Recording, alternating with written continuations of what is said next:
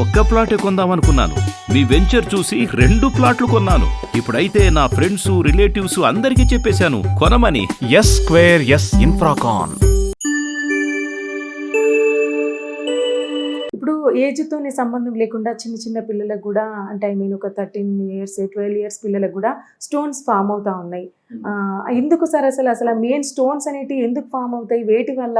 Stones అంటే అమ్మా రకరకాలు, అంటే కొంతమంది గాల్ బాడర్ స్టోన్స్ ఉంటారు. అంటే స్టోన్స్ గాల్ బాడర్లో ఫామ్ అవుతూ ఉంటాయి. అదేంటంటే కొలెస్ట్రాల్ ఎక్కువ ఉన్న పిల్లల్లో వాళ్ళ మెటబాలిజం అంటారు, అది కొంచెం అబ్నార్మల్గా ఉన్నప్పుడు కొన్ని జెనెటికల్ రీజన్స్ వల్ల, ఇంకొకటి ఏజ్ తోటి పాటు కొంచెం హెవీగా ఉన్న వాళ్ళకి జనరల్గా వస్తూ ఉంటాయి. అది గాల్ బాడర్ స్టోన్స్. అవి చిన్నపిల్లలు అంత కామన్ కాదమ్మా.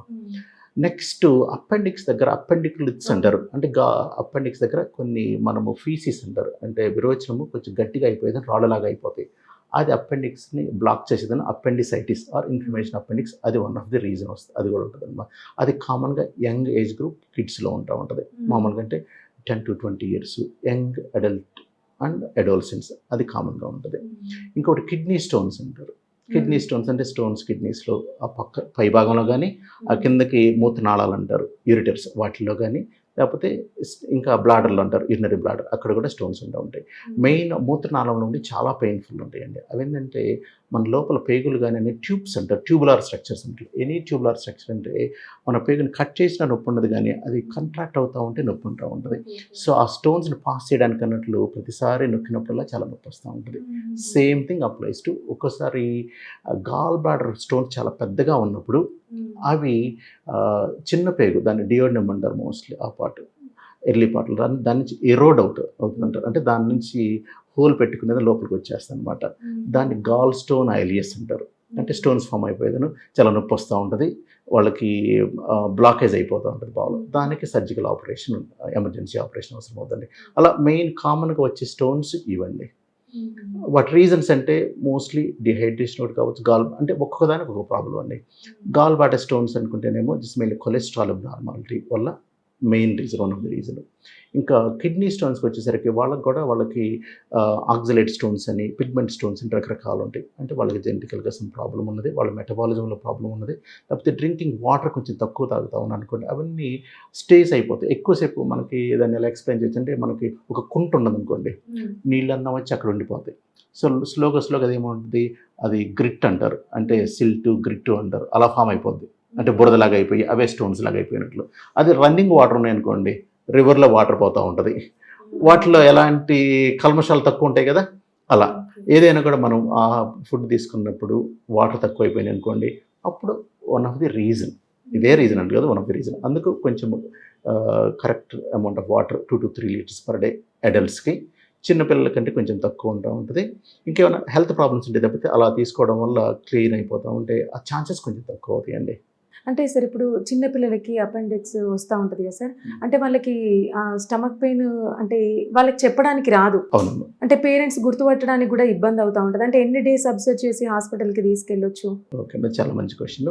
నేను పీడియాట్రిక్ సర్జరీకి సంబంధించి నేను one of the best hospitals, some of the best hospitals work చేశాను యూకేలో. చాలా మందిని చూసాం అనమాట. వాళ్ళది అడల్ట్స్ తోటి డిఫరెంట్గా ఉంటుంది. నేను చేసిన వర్క్ చేసినట్లు ఆల్డ్రహే చిల్డ్రన్స్ హాస్పిటల్ అంటారు. అది యూకేలో one of the biggest hospital. After లండన్లో ఒక హాస్పిటల్ ఉండేది. ఇంకోటి నార్వోచ్ యూనివర్సిటీ హాస్పిటల్ అన్నారు, అక్కడ కూడా పీడియాట్రిక్ సర్జరీ చేశానండి. అక్కడ పిల్లల్లో ఎలా ఉంటుందంటే, కొంచెము స్కూల్లో నుంచి కామన్ కంప్లైంట్ అంటే సరిగ్గా తినట్లేదు, ఓకే, పొద్దున్నుంచి బాగలేడండి, కొంచెం జ్వరం వస్తూ ఉన్నది, పొట్టలో నొప్పి అనిపిస్తున్నది.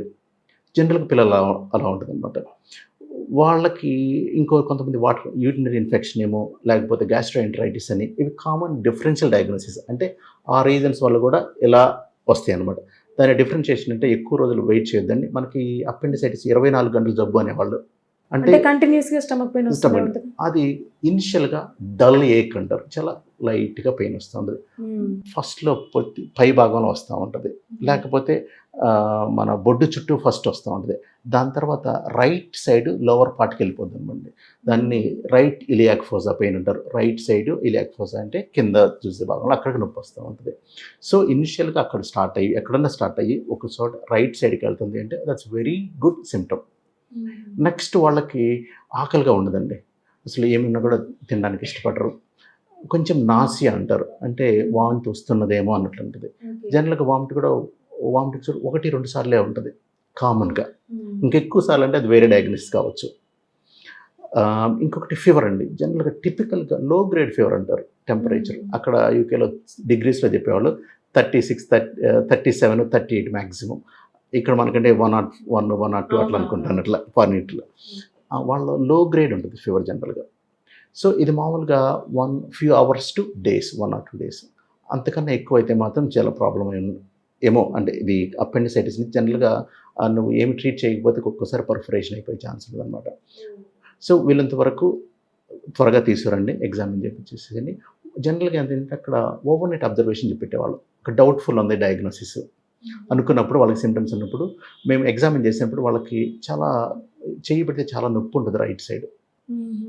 ఏమన్నా పిల్లలకి ఆకలైన నీకు ఇష్టమైన ఫుడ్ ఏంటంటే అది తెచ్చి నువ్వు తింటామంటే జనరల్గా మేము తినలేనంటారు, వద్దంటారు. అంటే దట్ ఇట్ సెల్ఫ్ వాళ్ళ లోపల బాడీలో ఇన్ఫ్లమేషను జరుగుతూ ఉన్నది. అందువల్ల వాళ్ళు సరిగ్గా ఉండరు, చాలా డల్గా ఉంటారు, యాక్టివ్గా ఉండరు. బాగా యాక్టివ్గా ఉండే చైల్డ్ సడన్గా ఇట్లా మూల కూర్చొని అట్లా ఉండే నన్ను కదిలించొద్దండి అంటారు అనుకోండి.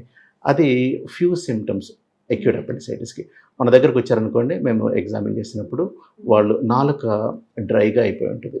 ఎందుకంటే వామిటింగ్ అవ్వడం వల్ల కానీ, వాటర్ డ్రింక్ చేయకపోవడం వల్ల కానీ, కొంచెము వాళ్ళు కదలరు, అంటే కదిలితే నొప్పి వస్తూ ఉంటుంది.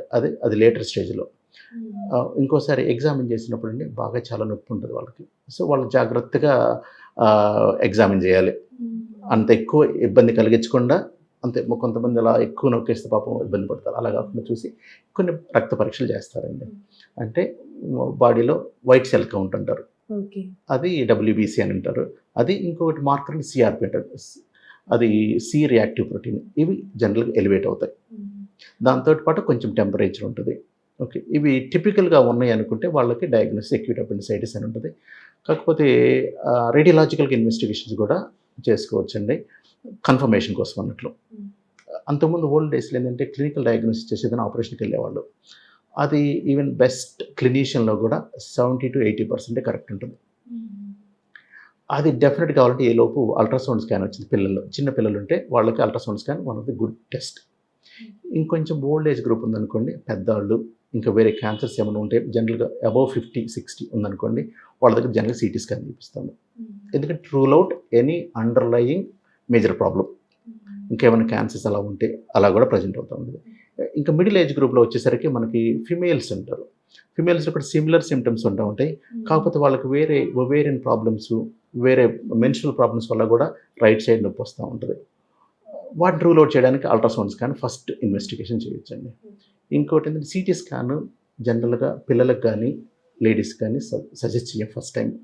ఎందుకంటే అది క్యాన్సర్ ఛాన్స్ ఉన్నది ఫ్యూచర్లో, even though small chance, risk ఉంటుంది అనమాట. అందువల్ల ఇర్రేడియేషన్ అంటారు, అలా రేడియేషన్ లేని ఇన్వెస్టిగేషన్ చేస్తే మనకు మోస్ట్ ఆఫ్ ది టైమ్స్ మనకి డయాగ్నోసిస్ చేయొచ్చు అండి. ఏమైనా డౌట్ ఉంటే ఇంకా స్పెషల్ ఇన్వెస్టిగేషన్స్కి లైక్ MRI స్కాన్ అంటారు. ఇంకా డెఫినెట్గా కావాలి అనుకుంటే ఆపరేషన్కి వెళ్ళారనుకోండి, అది అన్నెసరీ ఆపరేషన్ కదా. సో వాటిని అవాయిడ్ చేయడం కోసం వీళ్ళంత వరకు రీజనబుల్గా మోర్ దాన్ డౌట్, అంటే బియాండ్ ద డౌట్ ఒక డయాగ్నోసిస్కి రావాలండి.